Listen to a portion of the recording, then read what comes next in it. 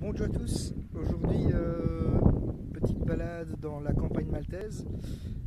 Je devais faire une promenade qui s'appelle Gingati Walk, mais disons qu'il y a une route qui est refaite en ce moment et donc le bus ne passe pas près du début de cette balade comme prévu. Donc je vais la faire de toute façon, je ne sais pas où je vais pouvoir la récupérer mais je vais la faire. Mais en attendant j'ai poussé une pointe ici jusqu'aux falaises de Dingley. Alors même si elles sont hautes, hein, elles font 250 mètres de hauteur environ, elles sont loin d'être aussi impressionnantes que celles de Tachenk que je vous ai montré la semaine dernière déjà, à Gozo. Donc c'est moins à pic quoi, comme vous voyez pardon. C'est joli et impressionnant, hein. On a une belle vue sur la Méditerranée, en plus il fait beau aujourd'hui donc c'est agréable. Mais c'est vrai que c'est pas aussi impressionnant que celle de Tachenk.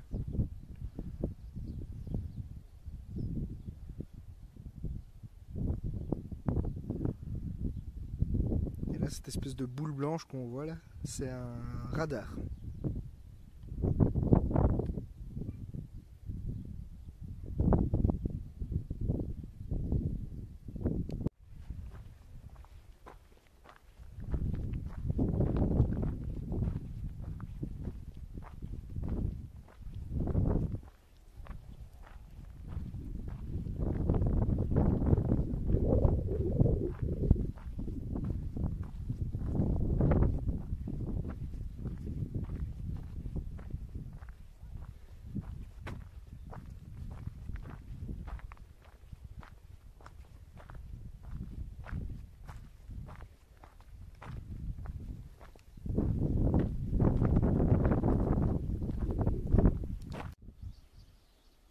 Alors, il est déjà quasiment 15 h et j'ai pas encore commencé ma balade, tout simplement parce que j'ai pas encore trouvé le point de départ.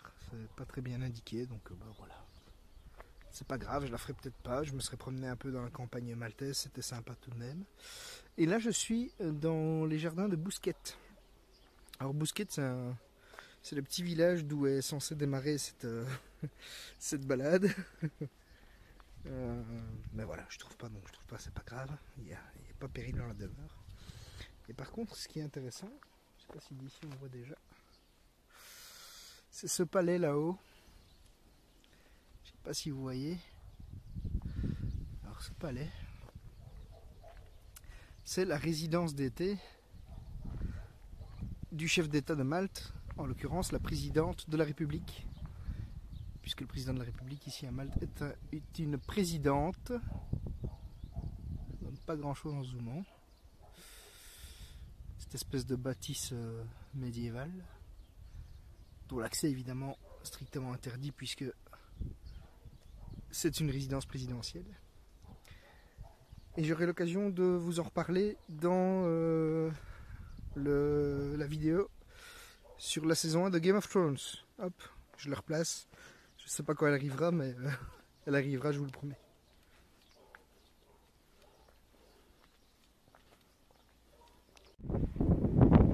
Bonne nouvelle, j'ai fini par trouver la balade. Mauvaise nouvelle, il est 15 h 30 et j'ai déjà beaucoup marché. Je suis pas sûr que je ferai 7 km de cette balade.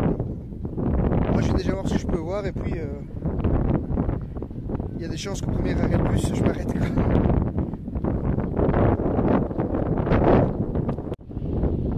Alors je devrais trouver ici une grotte, mais je la trouve pas. Par contre, voilà, devant vous, on a une carrière de calcaire, semble-t-il. Alors vous voyez, c'est un calcaire qui est un peu jaune. Cette pierre s'appelle la globigérine. On n'a pas encore eu l'occasion d'en parler. Et c'est dans cette matière que sont faits la plupart des bâtiments maltais. Quand vous voyez à chaque fois des briques traditionnelles, là, des églises, etc. Vous voyez que c'est un blanc un peu rose, un peu jaune là. Ben voilà, c'est ça. C'est de la globigérine.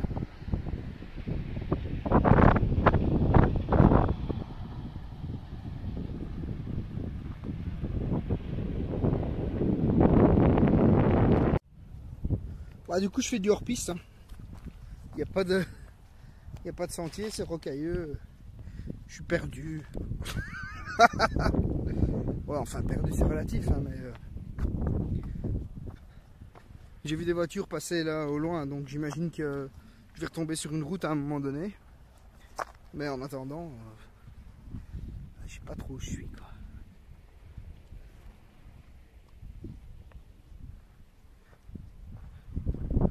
Le hasard faisant bien les choses, je suis peut-être quand même au bon endroit.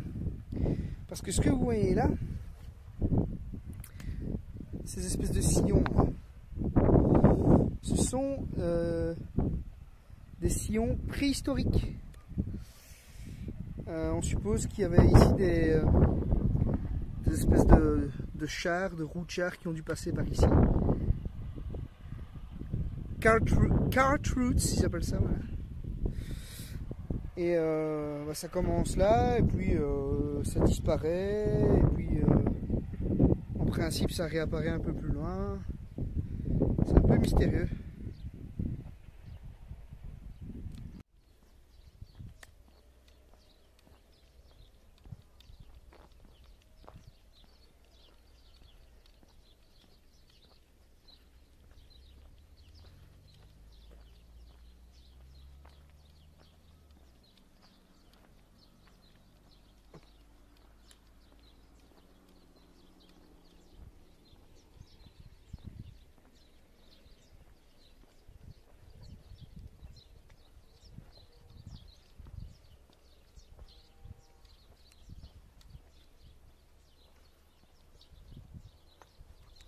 Ben voilà, je ne serais finalement pas allé au bout de la balade, ni jusqu'à Sigiyewi où j'avais prévu d'aller en fait. J'étais là, j'étais fatigué. J'ai pris le premier bus que j'ai vu. Il m'a emmené à Rabat, hein, où j'étais hier. Et puis je me suis dit, bah, je vais changer le plan. Je vais aller voir ce fameux petit marché de producteurs locaux qui n'a lieu que le mardi et le samedi. Sauf que quand je suis arrivé, bah, il n'y avait plus rien, alors qu'en principe, il y aurait dû avoir. Donc voilà, c'était vraiment la journée où tu cherches des trucs à Malte, mais tu les trouves pas. Alors derrière moi, je sais pas si vous voyez, il y a de la lumière là-bas. Ouais, c'est pas clair, attendez, je vais changer de caméra et vous allez voir ça tout de suite. Et donc les lumières que vous voyez là-bas, et c'est un peu flou parce qu'il veut pas faire la mise au point, c'est pas grave, c'est le stade national où joue ce soir l'équipe nationale maltaise contre l'Espagne. Alors j'ai essayé de... Ah, qu'est-ce que c'est que ça? Ah non, c'est un camion. J'allais dire c'est peut-être le bus des joueurs, mais non, pas du tout. C'est un camion.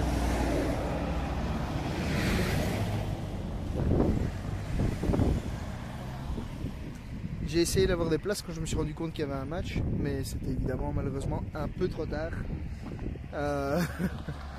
Bon, ouais, c'est l'Espagne quoi, c'était sold out très vite, donc je me suis rendu compte dimanche soir qu'il y avait le match. Je suis allé lundi matin à la première heure essayer de me procurer un ticket, peu importe la tribune, et finalement j'ai pas su. Bon, c'est pas grave, de toute façon c'était pas prévu, donc pas de regret. Contrairement à d'autres choses aujourd'hui qui étaient prévues et que j'ai pas su faire. Bon allez, on va se terminer sur ce plan. Là-bas au loin, c'est Imdina, que vous avez vu hier en vidéo, la forteresse là qui a un peu illuminé.